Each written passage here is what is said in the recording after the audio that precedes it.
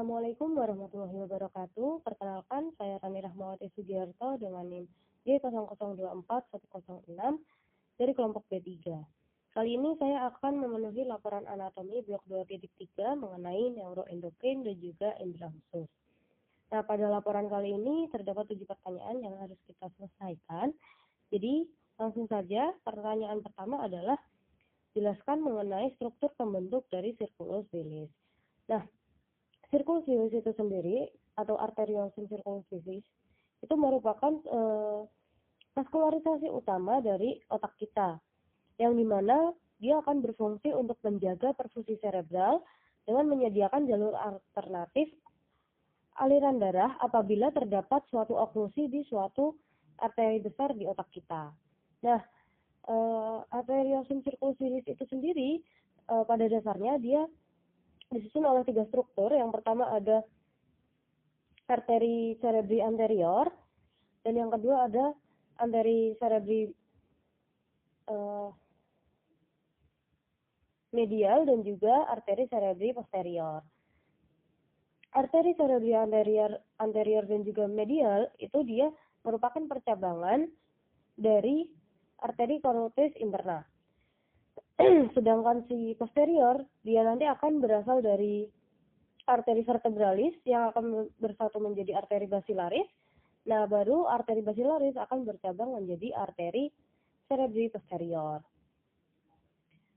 Nah, kita mulai dari yang anterior dulu. Jadi arteri cerebri anterior itu tersusun atas bagian dekstra dan juga sinister, yang dimana di antara keduanya dia akan dihubungkan oleh arteri yang dinamakan dengan arteri komunikan anterior.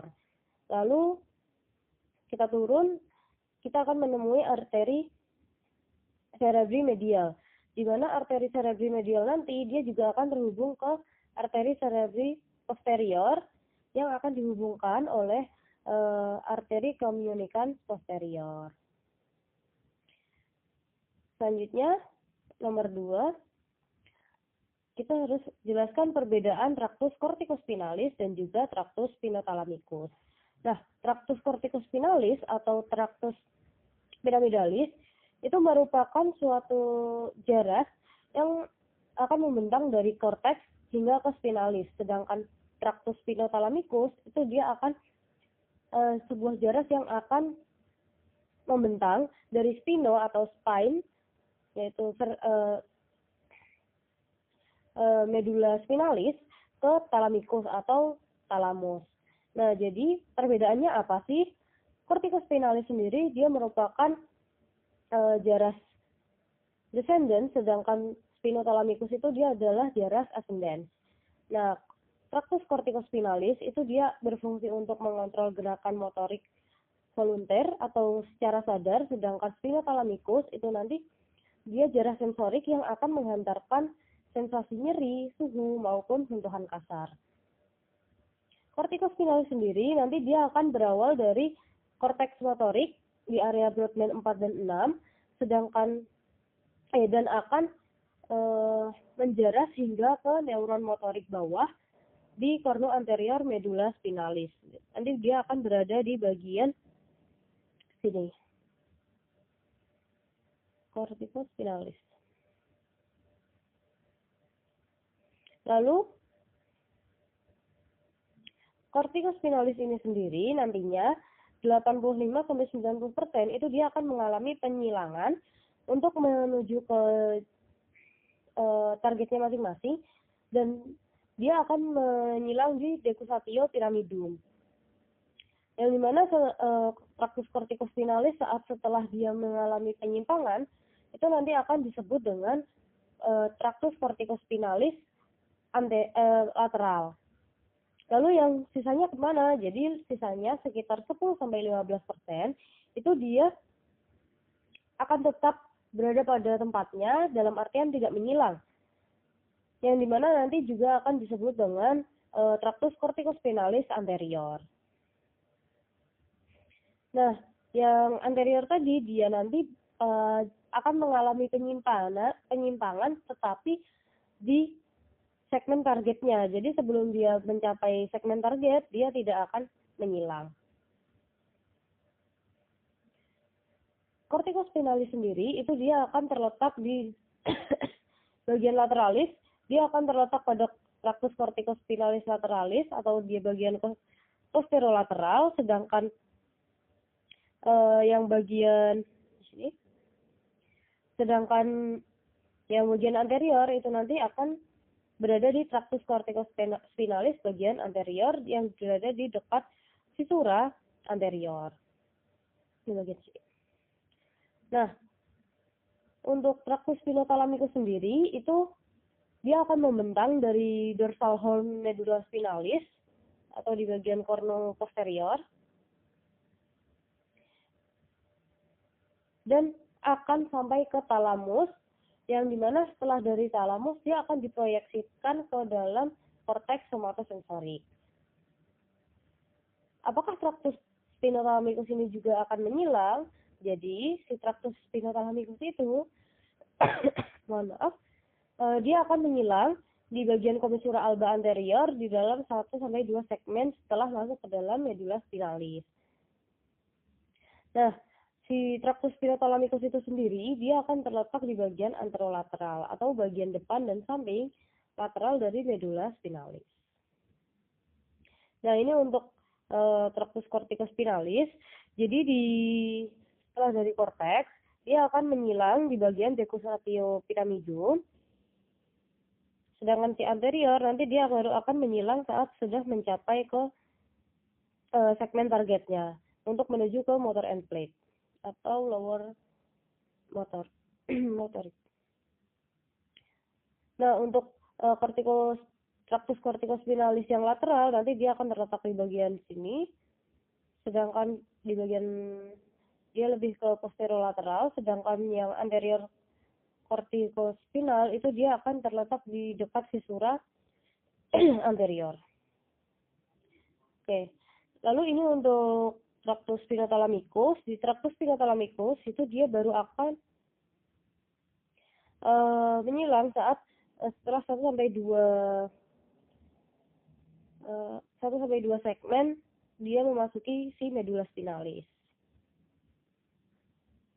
Nah, dia bertanggung jawab untuk pain receptor, temperatur, cold receptor maupun heat receptor in scale atau sentuhan-sentuhan kasar juga. Lalu yang ketiga kita akan menjelaskan mengenai truncus cerebri. Truncus cerebri atau batang otak dia merupakan bagian-bagian dari otak yang terdiri dari mesencephalon, pons dan juga medulla oblongata. Nah, jadi mesencephalon sendiri itu dia adalah perkembangan dari embryonal mesencephalon atau midbrain. Sedangkan si pons dan juga medulla oblongata dia adalah perkembangan embrional dari rhombencephalon. Yang dimana rhombencephalon nanti kan dia akan membentuk dua struktur. Yang pertama ada metencephalon, yang kedua ada myelencephalon. Nah, metencephalon nantinya dia akan membentuk si pons itu sendiri dan juga cerebellum, sedangkan yang myelencephalon itu dia akan membentuk bagian medulla oblongata. Oke, lanjut. Di mesencephalon sendiri itu dia cukup gampang dibedakan karena dia bangunannya mirip seperti Mickey Mouse, yang dimana pada bagian paling superior di bagian sini ini terdapat suatu penyilangan yang dinamakan dengan chiasma opticus. Yang dimana chiasma opticus ini dia merupakan bagian dari jarak penglihatan kita. Lalu di bagian sini dia adalah tempat keluar dari nervus 3. Selain itu, di mesencephalon itu dia akan terdiri dari pedunculus cerebri, yang dimana pedunculus cerebri itu dia ada bagian yang namanya crus cerebri dan juga tegmentum mesencephali. Di antara crus cerebri dan tegmentum mesencephali itu sendiri, nanti akan ada suatu substansi yang terlihat lebih gelap yang dinamakan dengan substansia nigra, yang dimana dia akan tersusun oleh sel rubber dan bisa menghasilkan dopamin. Nah, lalu di antara dua crus cerebri, dexter et sinister, nanti dia akan ada fossa interpeduncularis. Fossa interpeduncularis itu sendiri, di sini terdapat titik-titik yang dimana dia merupakan tempat keluar dari pembuluh darah yang kecil. Nah, lalu kita menuju ke bawah. Di sini ada suatu lubang yang dinamakan dengan aqueductus mesencephaly, yang dimana aqueductus mesencephaly itu sendiri nanti dia akan menghubungkan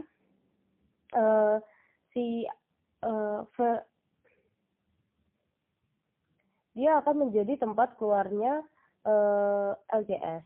Lalu di sini ada tegmentum mesencephaly. Lanjut, mesencephalon yang di bagian posteriornya,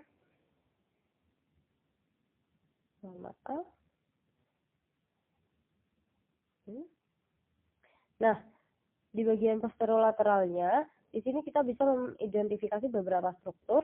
Yang pertama, di situ ada corpora quadrigemia. Yang dimana corpora quadrigemia itu dia ada colliculus. Yang pertama ada superior colliculus atau colliculus superior. Colliculus superior bersamaan dengan si corpus geniculatum lateral, nanti dia akan menjadi jaras untuk penglihatan kita nih.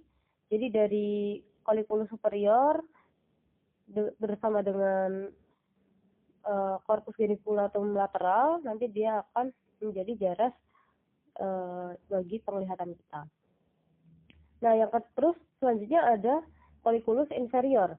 Colliculus inferior itu sendiri bersamaan dengan si geniculatum medial, itu nanti dia akan menjadi jaras untuk pendengaran kita. Oke, terus selanjutnya di mesencephalon ini di bagian posterolateralnya juga ada satu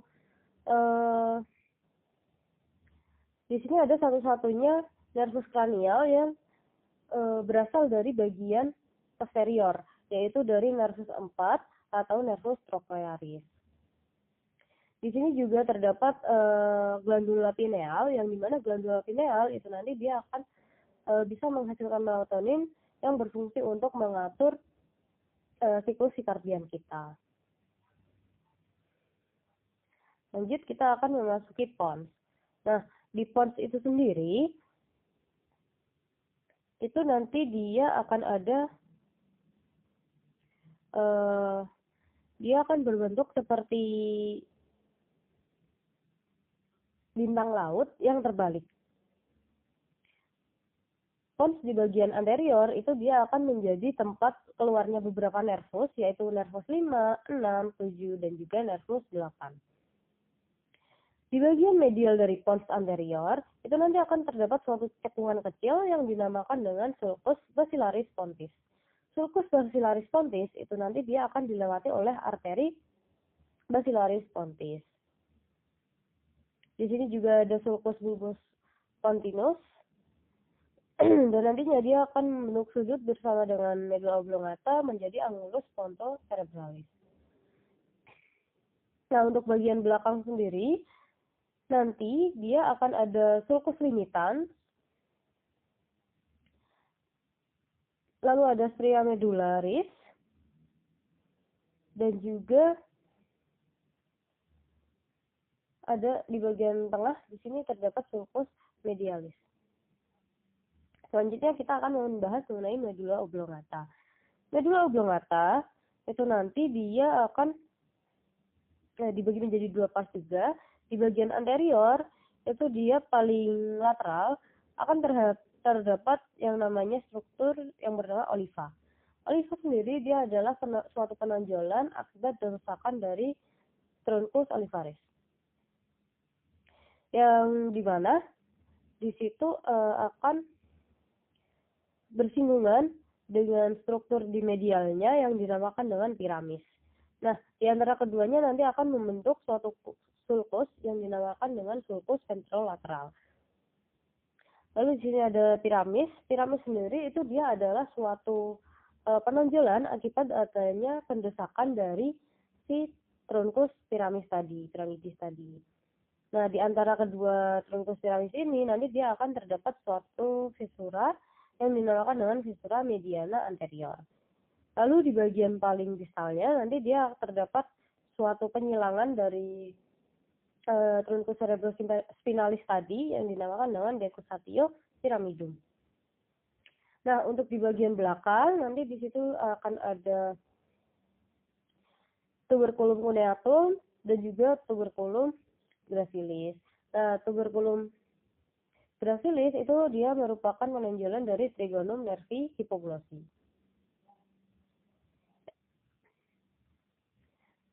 Lalu untuk yang tuberculum cuneatum itu dia tuberculum cuneatum itu dia merupakan penonjolan dari trigonum nervi hipoglossi, sedangkan yang gracilis itu merupakan bagian dari trigonum nervi vagi. Oke, lalu selanjutnya kita akan membahas mengenai asal-usul nukleus dan juga fungsi dari 3 nervus cranialis motorik murni. Nah, jadi asal-usul nukleus itu dari mana sih? Jadi nukleus nervus kranial kita itu kan dia ada 12.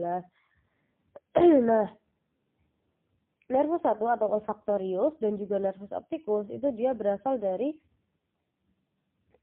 bagian mesencephalon yang dinamakan yang untuk nervus olfactorius ini dia berasal dari bulbus olfactorius, sedangkan opticus itu dia berasal dari penyilangan di mesencephalon tadi yang dinamakan dengan chiasma opticum. Untuk nervus 3 itu dia berada di fossa interpendicularis. Untuk nervus 4 atau nervus trochlearis dia akan berasal dari bagian belakang dari pos tadi yang dinamakan dengan caudal colliculus inferior. Lalu nervus 5 itu sendiri dia akan keluar dari suatu struktur yang terlihat seperti lengan yang dinamakan dengan brachium pontis atau lengan dari pons itu sendiri. Nah, nervus 5 yaitu nervus trigeminal. Lalu untuk nervus 6 atau abducens dia akan keluar dari brachium pontis. Dia akan keluar dari sulcus bulbopontinus. Untuk nervus facialis dan juga nervus vestibulocochlearis, nervus 78 itu dia akan keluar melalui si angulus cerebellopontinus. Dia merupakan suatu angulus, suatu sudut yang terbentuk dari cerebellum, pons dan juga medula oblongata. Selanjutnya 4 nervus terakhir itu dia terletak di medula oblongata, dan untuk nervus 9, 10, 11 atau basopharyngeus, valgus dan juga accessorius itu dia akan berasal dari sulcus posterolateral, sedangkan si nervus 12 atau hipoglossus itu akan berasal dari sulcus anterolateral. Nah, untuk 3 nervus cranialis motorik murni itu ada nervus 3, 4 dan juga 6. Nervus 3 atau nervus oculomotor itu dia akan berfungsi untuk menggerakkan otot-otot yang sebagai penggerak bola mata kita seperti musculus rectus dan juga musculus obliquus superior et inferior. Lalu nervus 4 atau nervus trochlearis itu adalah suatu nervus yang akan menginervasi musculus obliquus superior.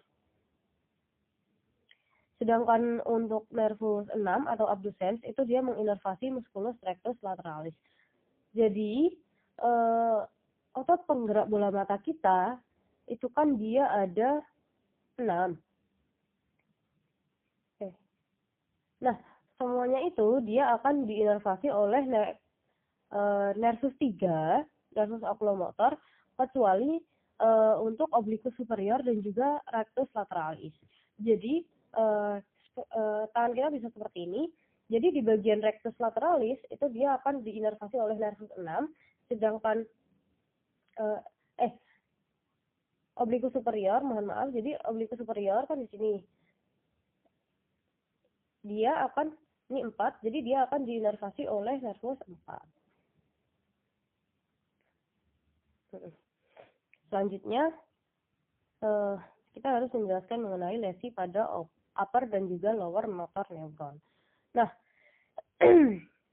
lesi pada upper motor neuron itu adalah suatu lesi pada traktus kortikobulbar yang biasanya akan menyebabkan gangguan ringan karena suplai bilateral. Yang dimana dia bisa menyebabkan gangguan gerak bola mata ke sisi kontralateral yang gejalanya berupa kesulitan menggerakkan mata ke satu arah secara bersamaan atau biasa disebut dengan glazed palsy. Lalu untuk lesi lower motor neuron itu dia lesi di nervus 3, 4 ataupun 6. Dan dimana saat nervus 3 itu nanti dia akan menyebabkan ptosis atau jatuhnya kelopak mata.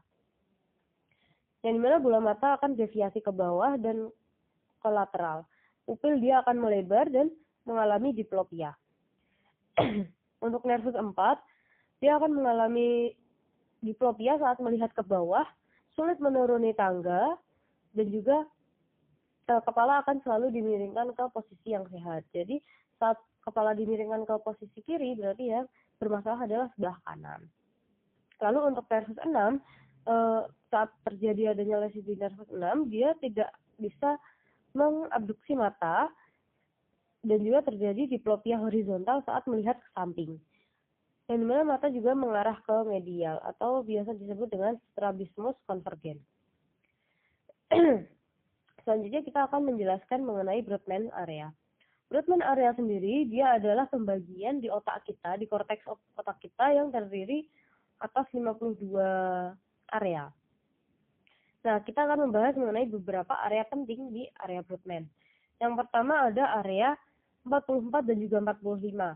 Nah, area 44 dan juga 45 ini dia disebut juga dengan Broca's area Broca, yang bertanggung jawab untuk motorik bicara kita. Jadi maksudnya gimana? Pada saat seseorang mengalami lesi di bagian tersebut, mengalami kerusakan di bagian tersebut,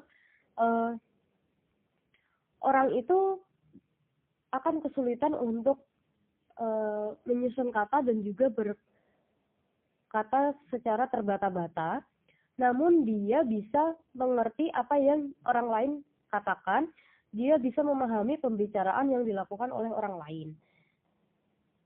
Nah, selain itu, di sini ada area 22 atau kita sebut dengan area Wernicke. Nah, di area ini, kalau yang tadi adalah bicara motorik, kalau yang area 22 ini dia adalah bicara sensorik.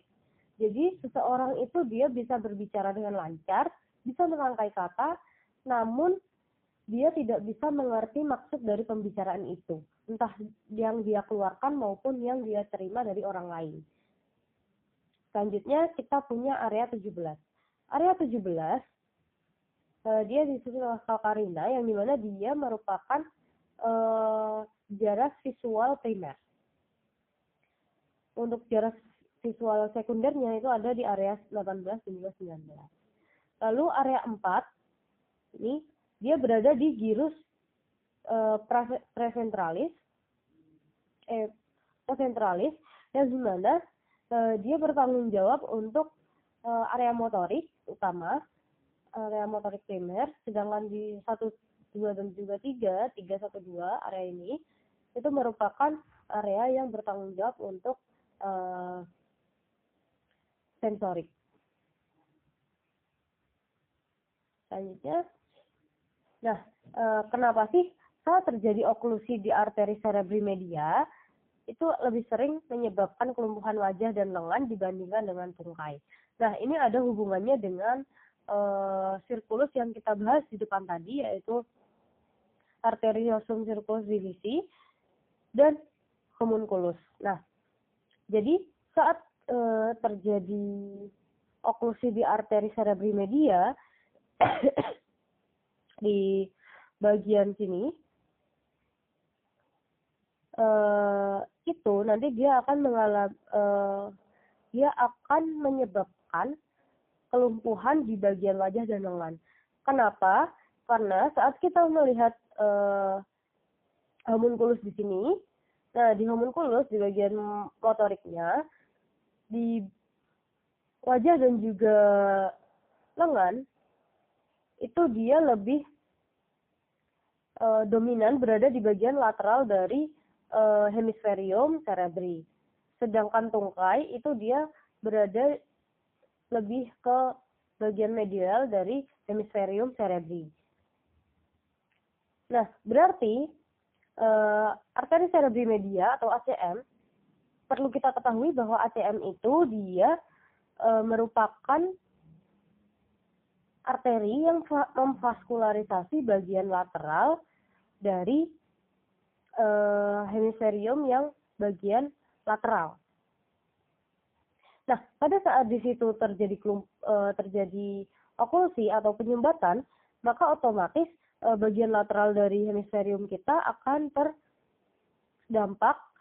Dia akan ikut mengalami kerusakan, sehingga dia juga tidak bisa mengeluarkan jelas motorik untuk wajah dan juga lengan. Itulah mengapa yang terdampak adalah wajah dan lengan. Nah, kenapa tidak tungkai? Karena yang tadi kan tungkai dia berada di daerah lebih medial dari hemisferium cerebri kita, yang dimana kalau dia berada di medial, itu dia divaskularisasi oleh si arteri cerebri yang anterior. Itu makanya dia tidak terdampak saat si arteri cerebri media